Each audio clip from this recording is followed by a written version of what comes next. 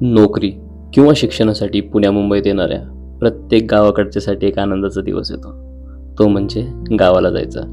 मी पण त्यांच्यातलंच एक. महाभयंकर ट्रॅफिकमधून वाचण्यासाठी सकाळीच निघालो आणि हाच बेस्ट टाईम असतो आपल्या प्रवासाची सुरुवात करायला.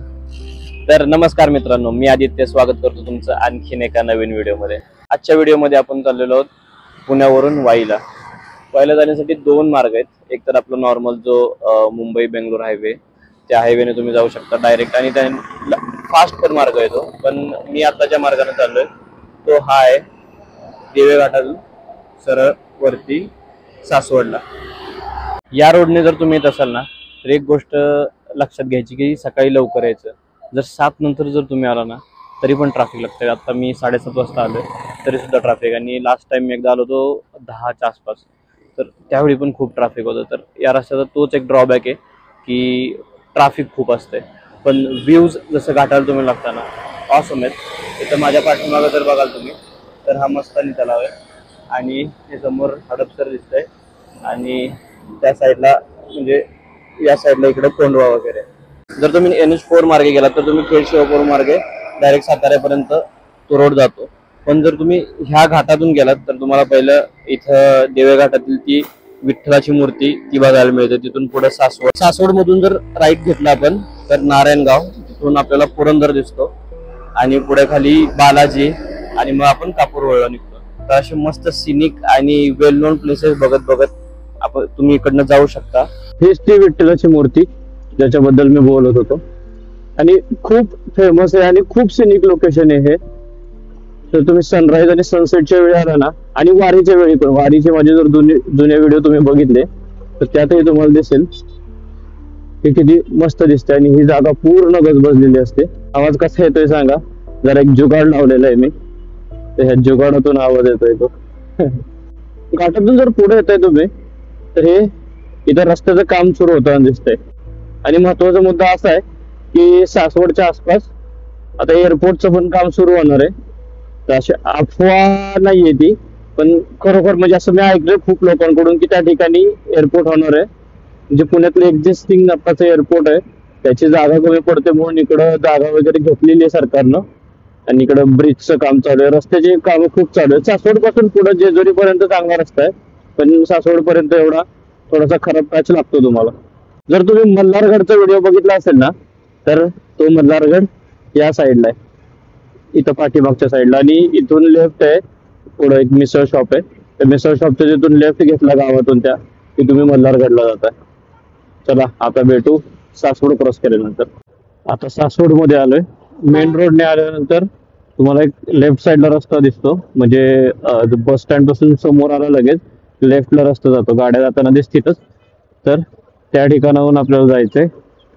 मग हा रस्ता तुम्हाला सरळ नारायणपूर, मग तिथे समोर पुरंदर, आणि डायरेक्ट कापूरहोळला घेऊन जातो. मस्त असा गावातला रस्ता आहे ना, हायवेला हा फील येत नाही. म्हणजे समोर असे डोंगर वगैरे दिसतात, आणि इथं आपला पुरंदर किल्ला झाडाच्या मागून दिसतोय का, इथं पुरंदर आहे. खूप खूप भारी वाटतं. म्हणजे माझी सेकंड टाइम आहे या बाईकवर इकडनं यायची, पण भारी असलं कडक वाटतं ना या रोडने यायला. त्या दिवशी तर असा पाऊस होता, आणि समोर जर आता आपण घाट उतरू ना तर घाट उतरल्यानंतर तिथं भात खतर दिसतात. म्हणजे जिथं भात शेती होते ना तर त्या ठिकाणी असं पाणी वगैरे पडत होतं, एकदम कोकणवाला फील. तिथं समोर पुरंदर, आणि हा एवढ्या सगळ्या भागात मिर्झा राजे जयसिंगांचा वेढा पडला होता, आणि पुरंदरचा तर हो अँड ऑल सगळं ह्याच भागात झालं होतं. त्यामुळं खूप ऐतिहासिक जागा आहे. आणि आता समोर अजून पुढे गेलं की नारायणपूर येईल, तिथं श्री दत्त महाराजांचं मंदिर आहे, आणि खूप फेमस जागा आहे. पाठीमागं गाडीला मी बॅग बांधली, पाठीवर नाही अडकवली. तर गाडीला अडकवल्यामुळे वेट बॅलन्सिंग नीट झालेलं नाही मे बी, त्यामुळे हँडल शेक करतोय. आता मी हँडल असं सोडला ना तर गाडी शेक करते. हे बघा, हे समोर दिसतंय आपल्या छत्रपती संभाजी महाराजांचं जन्मस्थान, म्हणजेच किल्ले वज्रगड, आणि पुढे त्याचं नाव आहे पुरंदर, आणि त्याच्याच पायथ्याला आहे नारायणपूर गाव. पुरंदरचा ट्रेक ट्रेक नाहीये, वरती गाडी जाते. पण पुरंदरला जायचंय खूप दिवसापासून. ते एक स्वप्न आहे, पण ते असं पूर्ण होत नाही, योग जुळून येत नाही. आणि अजून एक प्लॅन आहे तुळापूरला जायचा. तुळापूर आणि वडू बुद्रुक. तर हे लवकर ह्या महिन्यातच होऊन जाईल. त्याचा पण व्हिडिओ याच्यानंतर लगेचच तुम्हाला मिळेल. आणि हा व्हिडिओ कसा वाटतो सांगा, एक्सपेरिमेंटल आहे. कारण विदाउट प्रॉपर गिअर्स जे मोटो ब्लॉगिंगला लागतात ते न घेता पण एका हाताने शूट करतोय. पण गाडी स्लो आहे माझी, 30-40 स्पीडनं चालते, मी गाडी पळवत नाहीये. शेवटी थांबलोच मी इथं. हे दत्त मंदिर आहे आतमध्ये, नारायणपूरचं. आतमध्ये तर नाही जात, गाडी समोर लावली जायचं आपल्याला, त्यामुळे इथूनच दर्शन घेऊयात. फायनली त्या जागेवर आलोय ज्यासाठी मी हा रूट चूज केला होता. तो हा घाट, पुरंदरचा घाट. पाठीमागून जसं तुम्ही नारायणपूर वर चढून येता, एकदम समोर पूर्ण असा मोकळा व्ह्यू दिसतो. त्यावेळी काय मोबाईल चालू केला नाही. पण ही झाडी, आणि जर याच्यात पाऊस पडत असला ना, अरे रे एक नंबर खरंच. आणि अंडर रेटेड आहे हा घाट, खरं सांगतो अंडर रेटेड आहे. छोटा घाट आहे. जर तुमच्या समोर चढत असताना जर तुम्ही कापूर साईडने येताय, ट्रक वगैरे असेल तर थोडं ओव्हरटेक वगैरे त्रास होतो. पण जी निसर्ग सौंदर्य या साईडला आहे ना भाई, कडक. म्हणजे मला खूप खूप म्हणजे खूप आवडतो. बघा ना किती मस्त आहे हे. ते अशी डोंगर उतारावरची घर आहेत. आता माझ्या पाठीमागच्या बाजूला डोंगरावर पण घर आहेत, जसे कोकणात असतात ना त्या टाइप मध्ये. गाडी फक्त जरा स्लो चालवा. तर इथं वरती घर आहेत, त्याच्यावरती पण घर आहेत. आणि समोर जरा धुकं दिसतंय लांब डोंगरावर.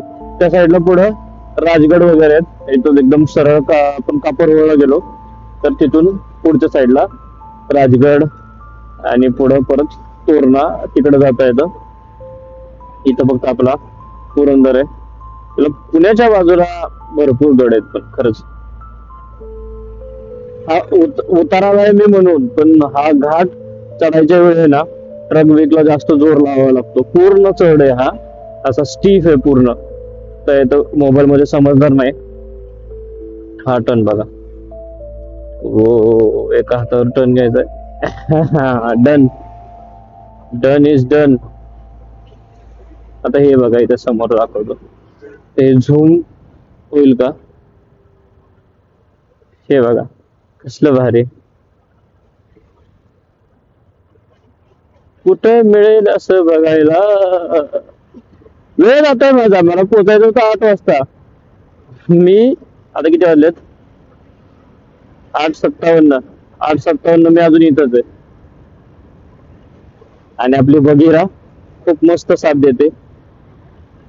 तर फायनली कापूर रोड मध्ये पोहोचलोय. हा माझ्या पाठीमागे जो रस्ता दिसतोय त्या रस्त्याने आपण खाली आलो.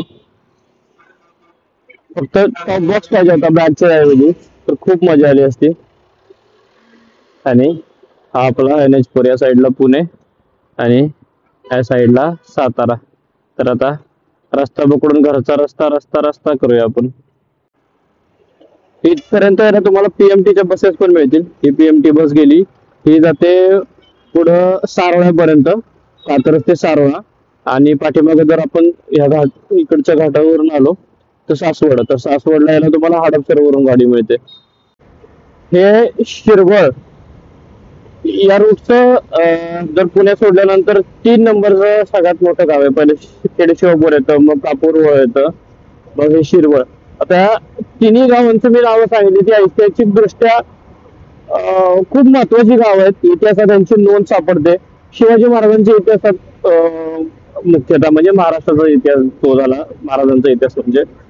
तर या शिरवळमध्ये एक अमीन होता, तर तो शिरवळचा अमीन फेमस होता. आणि इथले जे पाटील होते त्यांचं नाव आय एम सॉरी म्हणजे मी विसरतोय. तर त्या अमीनाकडे सगळा कर वगैरे जायचा. तर शिरवळचा अमीन फेमस होता. आणि शिरवळ हा प्रांत पण खेडशिवापूर नंतर शिरवळ प्रांत होता, आणि मी डायरेक्ट पुढं आपला वाई प्रांत. तर पुण्यानंतर हे असे 2-3 महत्वाचे प्रांत होते महाराजांच्या काळामध्ये. आणि सध्या पण शिरवळ खूप महत्वाचे आहे, कारण शिरवळ आणि खंडाळ्याच्या मध्ये एक सेज झोन येतो. तर सेज मध्ये भरपूर कंपन्या आहेत. इंटरनॅशनल कंपनी असतील, जशी पारी रोबोटिक्स वगैरे झाल्या, आणि एशियन पेंट्स वगैरे आहेत. अजून खूप कंपन्या आहेत. तर त्यामुळे वाई पासून ते इकडे शिरवळ पर्यंत आणि शिरवळच्या पाठीमागच्या साईडला पण एक एमआयडीसी, तर खूप लोकांना इकडे रोजगार मिळाला आहे. आणि या भागात एमआयडीसी, आता वाईमध्ये पण एमआयडीसी आहे, तिथं भारत गॅसचा खूप मोठा प्लांट आहे, गरवारे आहे. तर अशा कंपन्यांमुळे ग्रोथ आहे या भागाला आणि जास्त बाहेर जावं लागत नाही. आमच्यासारखेच माणसं जातात, पण ते पण जास्त नाही, 110 kilometre 120 kilometre, that is not a big deal for anyone. आता समोर आपण दुसरं गाव येईल, ते येईल खंडाळा आणि खंडाळ्याचा घाट, आणि मग तिथून राईट घेऊन जोशीवीर मधून आपण आपल्या घराच्या दिशेला. तर करिश्मा बहिणी हे दिसली का नाही माहित नाही, पण शिरवळ क्रॉस केलोय मी आणि आता केसर्डी फाटा म्हणून एक ठिकाण आहे, त्या ठिकाणी आलोय. पाठीमागं माझ्या पारी रोबोटिक्स गेली. पारी रोबोटिक्स इथली मोठी कंपनी आहे. त्या साईडला अजून खूप मोठ्या कंपन्या आहेत, तुम्हाला सांगितलं. आणि रस्ता खूप भारी, खूप. आणि काल पुण्यात पाऊस झाला, पण आता या साईडला काहीच पाऊस नाही. रेनकोट वगैरे मी मागे ठेवलाय, मला वाटलं पाऊस लागेल, पण मस्तपैकी कडकडीत ऊन पडलंय. आणि वायझर मी वर केला त्यामुळे डोळ्यात जाते माझ्या. ओ माय गॉड, गाडी पंक्चर झाली इथं. त्या घाटाला म्हणजे या रस्त्याला असं खूप दिसतंय. आणि पुढे खंडाळ्याचा घाट आहे. खंडाळ्याच्या घाटाचं एक वैशिष्ट्य असं आहे की त्या घाटात जर तुम्ही विकेंडच्या दिवशी गेला किंवा ज्यावेळी असं सणवाराचं काय असेल, तर मोस्ट ऑफ द लोक मुंबई पुण्यावरून गावाला जात असतात, तर त्या घाटात गर्दी होते. आणि गर्दीत माणसं 4 व्हीलर हाफ क्लचवर चालवतात आणि क्लच प्लेट एवढ्या जातात त्या घाटात, तर 5-6 मेकॅनिक तिथं बसलेले असतात आणि गाड्या तुम्हाला 10-15 तर अख्ख्या घाटात बंद पडलेल्या दिसतील. तर तिथलं ते एक वैशिष्ट्य आहे. गाडी जर चालवत असेल तर जपून चालवा. टँकर चाललाय आणि खरंच हळू चालवतोय, ज्यावेळी मी शूट करतोय गाडी हळू चालवतोय. आता खंडाळ्यात आलोय आपण आणि खंडाळा जसं आपण क्रॉस करतो तसे 1-2 किलोमीटर मध्येच आपल्या समोर हे डोंगर जवळ येताना दिसू लागतात. आणि ह्या राईट साईडला जे ब्रिजचं काम दिसतंय तुम्हाला, तो ब्रिज डायरेक्ट टनल मध्ये जातो. जो एक्झिस्टिंग टनल आहे आत्ताचा सिंगल, जो आपल्याला साताऱ्याकडून येताना लागतो, तर त्या टनलच्या साईडलाच अजून 2 टनल बनतायत, ज्याच्यामुळं हा जो आता आपण घाटातून चाललोय तो घाट बायपास होऊन दोन्ही टनल मधून जाण्या येण्याचं ट्रॅफिक जाईल. त्यामुळे 25 मिनिटाचं अंतर कमी होणार आहे आणि इंधनाचा खर्च पण वाचणार आहे, असं सरकारचं प्रपोजल आहे. तर त्या साईडला आता इथून दिसणार नाही, वाईड अँगलला आहे कॅमेरा. तर त्या साईडला आहे तो बोगदा आणि तिथं अजून अप्रोचिंग रोडचं काम सुरू आहे. या ठिकाणी सांगली कोल्हापूर साईडच्या गाड्या नाश्त्यासाठी जेवणासाठी थांबतात आणि अजून पुढे हायवेला खूप ठिकाणी थांबतात. ट्रकला ओव्हरटेक. सकाळचं आज आता एवढं मला ट्रॅफिक दिसत नाहीये रोडला. विस्टीज खूप भारी आहे. हा इथं 2 टर्न लागतात आणि हे 2 टर्न संपले की अजून पुढं घाट चालू होतो. त्या साईडला मेन घाट आहे. मला लहानपणी असं खूप कुतूहल वाटायचं की असं कसं की अरे घाट चालू होतोय, परत प्लेन रोड, परत घाट चालू होतोय. खतरनाक. तिकडे दिसते का लांब, तर झूम नाही करतायत मला याच्यातून. 1 मिनिट होतोय का? हा, इकडे जे कन्स्ट्रक्शनचं काम दिसतंय तोच अप्रोचिंग रोड आहे आणि तिथं पुढे टनल आहे. माणसं हसतात ते. अरे ही तीच आहे कर्व लॉन्च झाले तरी अजून कॅमोफ्लेज मध्ये. तर माझ्या पाठीमागे इकडे एक मंदिर आहे, त्या मंदिराच्या आतमध्ये टाके आहेत, तर त्या टाक्यांमुळेच ह्या घाटाला खांब टाकी म्हणजेच खंबाटकी घाट असं म्हटलं जातं. हा घाट खूप असा मोठा घाट आहे आणि आता वाईड झाला त्यामुळं तेवढं काय असं रिस्की नाही, पण आधी ज्यावेळी हा घाट वाईड नव्हता त्यावेळी खूप रिस्की होता घाट आणि घाटात ऍक्सिडेंट पण खूप व्हायचे आणि धबधबे छोटे छोटे पण आहेत ह्या इथं. घाट उतरतोय मी आता आणि समोर हा आमचा वाई तालुका. खंडाळा तालुका पाठीमागे संपला. जसं आपण घाट चढतो आणि उतरायला लागतो तसं खंडाळा संपून वाई तालुका सुरू होतो. माझ्या पाठीमागे एक बस दिसेल तुम्हाला, इथे दिसतंय का? ही एक कवठे महांकाळ बस. कॉलेज डेज मध्ये असताना ती खूप फेमस, म्हणजे मोस्ट ऑफ द टाइम मला आष्टाला जाताना तीच बस मिळायची. त्यामुळं त्या असं झालं की काइंड ऑफ की बसचं बऱ्यापैकी टाइम टेबल पण माहीत झालं होतं की बाबा ह्या टाइमला मला ही मिळेल आणि मी त्याच बसनं जाणार. मग त्यानंतर ट्रकनी सुरू झालं कार्यक्रम सगळा आपला जाण्याचा. जवळच्या मित्रांना माहितीच माझ्या ट्रक जर्नी माझी हिच हायकिंग नोमॅडिक इंडियन बघायचो म्हणजे अजून पण बघतो, पण त्यामुळे हिच हायकिंगची जी सवय लागली ते हिच हायकिंग आता गाडी घेण्यापर्यंत माझं सगळं हिच हायकिंग वरच चालू होतं.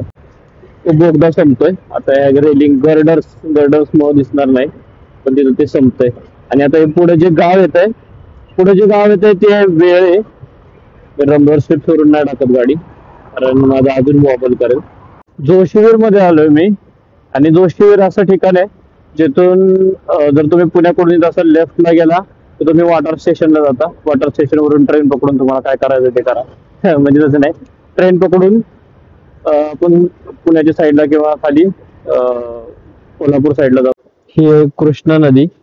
या ठिकाणी बघा कृष्णा नदी कशी आहे आणि डायरेक्ट खाली तुम्ही सांगली साईडला गेला तर किती मोठी होत जाते बघा. त्यात कोयना कराडच्या इथं मिसळते त्याला. पण हे लोकेशन बघा, हे लोकेशन आठवतंय का? मी प्रत्येक स्टोरी दर दुसरी गावाला आली की स्टोरी इथल्या टाकतो. खूप फेमस लोकेशन आहे. कितीतरी वेब सिरीज, परत धमाल मधला सीन, माझे मित्र तर ते गोव्याचा पूल म्हणून याला चिडवत राहतात, पण हीच ती जागा आहे. परत दबंग मूवी, खूप मूवीचे शूटिंग आहे त्याचा. आणि माझे रिसेंट रील जर बघितले असेल तर या ठिकाणी जे मंदिर आहे त्या मंदिरात आता हे श्रावण चालू आहे, श्रावणातला सोमवार आहे, तिसरा सोमवार आहे म्हणजे. तर श्रावणातल्या सोमवारी इथं यात्रा असते आणि यात्रा म्हणण्यापेक्षा सगळे लोक येतात, देवाची पूजा वगैरे असते आणि त्यानंतर जेवण असतं. आणि हा समोर दिसतोय तो वैराटगड आणि वैराटगडाच्या पायथ्याला जायचंय, इथं गाव आहे माझं. घरी गेल्यानंतर रात्री मी माझ्या आजोळाला गेलो. हा जो सीन समोर बघताय ना तुम्ही, तो माझ्या आजोळातलाच आहे. व्हिडिओ कसा वाटला हे कमेंट करून नक्की सांगा. त्यासोबतच एखादी हार्ट कमेंट पण करा. लाईक तर तुम्ही करालच. तर मग भेटूयात अशाच एका नवीन व्हिडिओमध्ये. तोपर्यंत नमस्कार.